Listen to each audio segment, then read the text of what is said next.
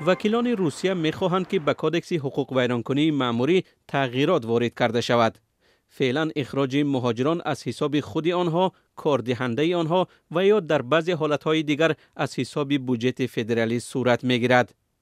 در طرح نو گفته می شود مهاجرانی که بدون ویزا به روسیه می آیند اگر مبلغ ورود را نسپارند اجازه درآمدن به این کشور را ندارند.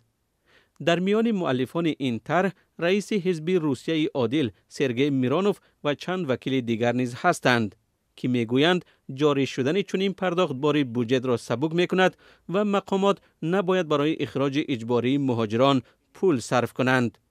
مقامات روسیه میگویند که در یک سال اخیر برای اخراج مهاجران قانون شکن بیش از 3.5 میلیون دلار خرج شده است. در حالی که وکیلان دومه دولتی شدیدتر نمودن مهاجرت به این کشور را بررسی میکنند، نهادهای قدرتی در کراسنویارسک روسیه دست به کار شدند. در این ولایت روسیه کارمندان مرکزهای تستی بازداشت شدند که به مهاجران سرتیفیکات یا خود شهادتنامه تقلبی دانستن زبان روسی را تقدیم میکردند. بر پایه اطلاع وزارت امور داخلی روسیه در کراسنویارسک، نمایندگان شعبه کافتوکاب جنایی 3 گمانبر را بازداشت کردند. آنها به تشکیل بودباش غیرقانونی مهاجران در قلمرو روسیه متهم می‌شوند. معلومات درباره شهروندان خارجی که از خدمت جنایی مرکز استفاده کردند به دادستانی فرستاده می شود تا اینکه حجت‌های به آنها داده شده طریق سود به اعتبار گردند. وزارت کارهای داخلی روسیه میگوید کارمندان یک مرکز تجارتی تستی در دوام سال به خارجیان درباره دانستن زبان روسی تاریخ و قانونگذاری این کشور شهادتنامه‌های قلبکی دادند.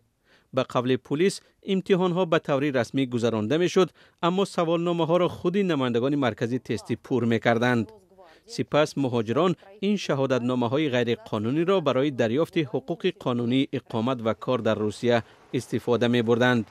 طور معلوم کرده شده است در این مرکز بیش از 200 پرونده قلبکی امتحان‌ها و شهادتنامه‌های غیر قانونی را تهیه نمودند.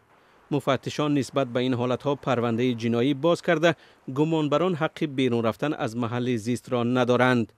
همچنین گفته می شود در جریان رید در مرکز تستی نیروهای حفظ حقوق و ترتیبات 30 مهاجر را بازداشت کردند. حالا قانونی بودن بودباش آنها را در روسیه تفتیش می کنند.